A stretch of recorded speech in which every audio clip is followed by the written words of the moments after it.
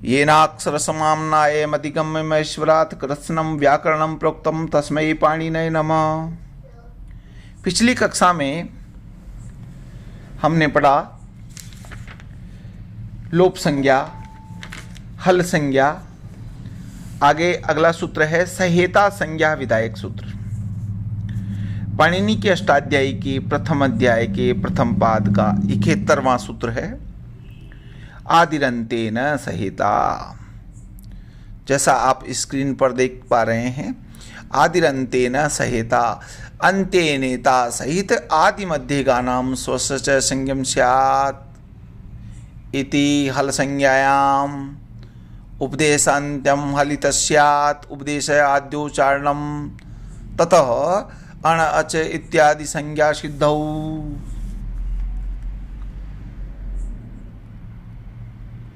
अंतेनेता सहित आदि मध्यगानाम स्वस्य च संज्ञम स्यात् यथा अण इति अ इ उ वर्णाम संज्ञा एवं अक अच अल इत्यादयः।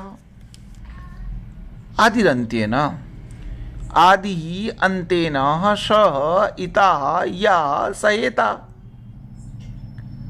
मध्य वर्णों यह सूत्र का पदच्छेद हुआ। अंते अंत्येन इता सह आदि ऐसा अन्वय कर आदि अंत्य के द्वारा मध्यगामी वर्णों का आक्षेप कर लिया गया है। सूत्र का अर्थ कहेंगे अंत्ये इत्संज्ञक वर्ण के साथ उच्चारित वर्ण मध्य में आने वाले वर्ण की इत्संज्ञा होती है तथा अपने पूर्व की भी संज्ञा करता है। यह सूत्र प्रत्याहार संज्ञा का विधान करता है।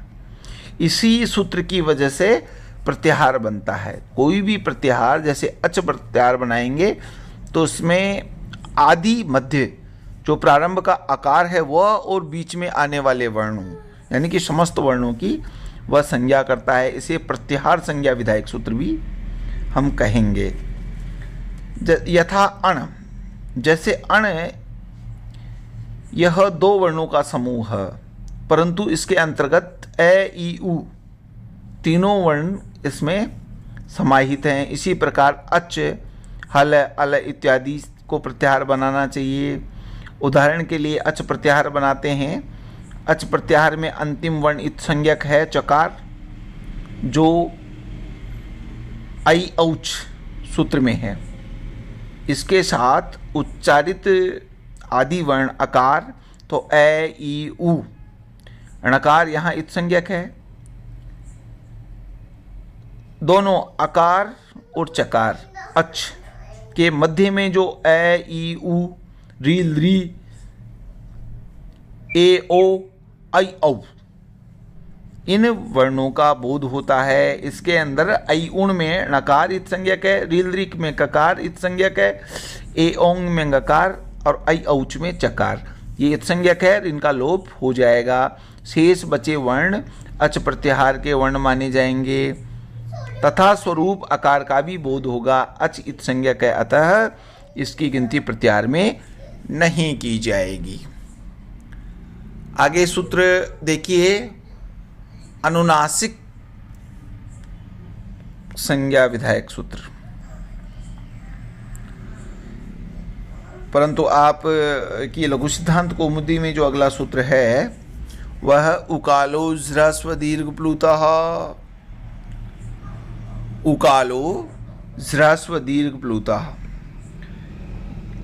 पाणिनि के अष्टाध्यायी के प्रथम अध्याय के द्वितीय पाद का 27वां सूत्र।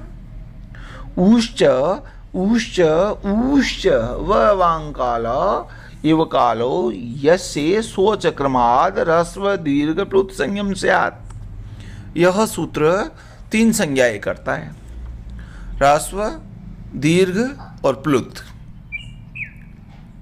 ह्रस्व, दीर्घ और प्लुत। ऊश्च ऊश्च ऊश्च वांकाल इव कालो यस्य स्वचक्रमाद ह्रस्व दीर्घ प्लुत संज्ञम स्यात्। उ ह्रस्वकार, ऊ दीर्घ उकार, ऊ प्लुत, इन तीनों का द्वंद समास कर सवर्ण दीर्घ करने पर ऊ बनता है। इसका प्रथमा एक वचन में वह रूप है। इस ऊ का जो काल के साथ उच्चारण में बहुब्री समास होता है, प्रथमा एक वचन में उकालह बनता है, अतः अच का विशेषण है। ह्रस्व दीर्घ प्लुत का समाहार द्वंद है। सूत्र होने से नपुंसक के बदले पुल्लिंग में ह्रस्व दीर्घ प्लुत बनता है। ये संज्ञावाचक शब्द है। उकाल एक मात्रिक, उकाल दो मात्रिक और ऊकाल तीन मात्रिक के समान उच्चारण काल, यानी कि उच्चारण के करने में लगने वाले समय से ह्रस्व में कम समय लगेगा, दीर्घ में उससे ज़्यादा और प्लुत में सबसे ज़्यादा।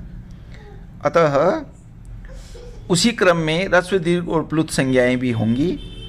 जिस अच का उस अच को क्रमशः ह्रस्व दीर्घ और प्लुत संज्ञा होती है।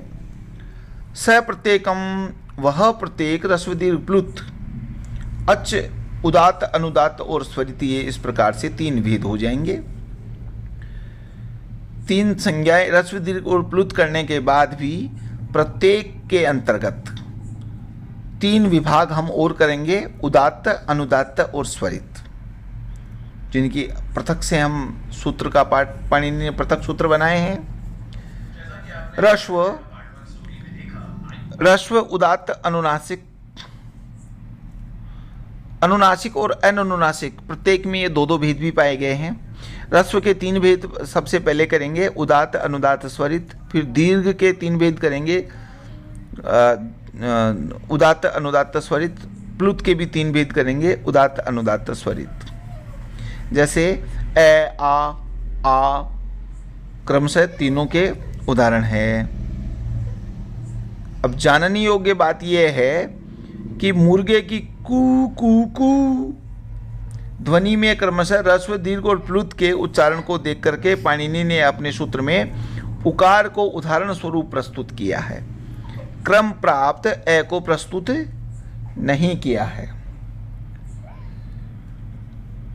आगे सूत्र जो है उदात्त संज्ञा विधायक सूत्र, पाणिनि की अष्टाध्यायी के प्रथम अध्याय के द्वितीय पाद का 29वां सूत्र।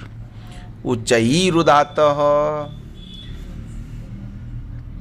तालवादीषु सभागेषु स्थाने ऊर्ध्वभागे निष्पन्नो उदात्त संज्ञम स्यात्।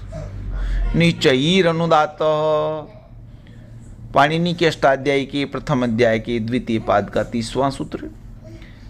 नीचैरनुदात्त तालवादीषु सभागेषु स्थाने अधोभागे निष्पन्नो अनुदात्त संज्ञम स्यात्। समाहार स्वरिता उदात्वानुदात्वे वर्णो धर्मो समाहिते यस्मिन् सोच स्वरित संज्ञा स्यात्। स न विधोऽपि प्रत्येकम् अनुनासिकानुनासिकत्वाभ्याम द्विधा। देखिए, उच्चैरुदात्त तालु आदि स्थानेषु ऊर्ध्वभागे निष्पन्नो उदात्त संज्ञम स्यात्। तालु आदि स्थान के ऊर्ध्व भाग से निकले अचवर्ण उदात्त संज्ञक कहलाते हैं।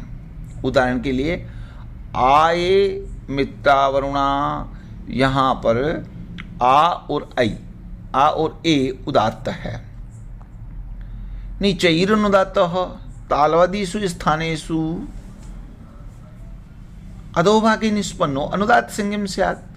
तालु आदि स्थान जो उच्चारण स्थान है, तालु आदि स्थान के नीचे के भाग से उच्चारित वर्ण अनुदात्त संज्ञक वर्ण कहलाएंगे। जैसे अर्वाक, यहाँ पर आकार अनुदात्त है। यहाँ विशेष जानने योग्य बात यह है कि उच्चई उदात्त, ये दो पद सूत्र के अंतर्गत प्राप्त हैं। उकालो अच में से अच की अनुवृत्ति आती है। उच्चई पद ऊंचा अर्थ नहीं देता है, क्योंकि मौन जपादि में दोष आ जाएगा। यह अधिकरण शक्ति प्रधान है, इसका अर्थ है ऊर्ध्वभाग में। वृत्ति में कंठ को छोड़कर तालु आदि का उल्लेख इसलिए किया गया है कि उच्चारण स्थानों में तालु ही सबसे विस्तृत है और उसमें ऊर्ध्वभाग और अधोभाग की कल्पना सरलता से की जा सकती है। तो उदात्त संज्ञा विधायक सूत्र है उच्चैर उदात्त और अनुदात्त संज्ञा विधायक है नीचैर अनुदात्त है। तालु आदि स्थान के ऊपर वाले भाग से बोले जाने वर्णों को उदात्त संज्ञक वर्ण कहेंगे और तालु आदि स्थान के नीचे वाले भाग से बोले जाने वाले वर्णों को अनुदात्त संज्ञक वर्ण कहेंगे। इसके पश्चात है समाहार स्वरित, ये हम अगली कक्षा में पढ़ेंगे।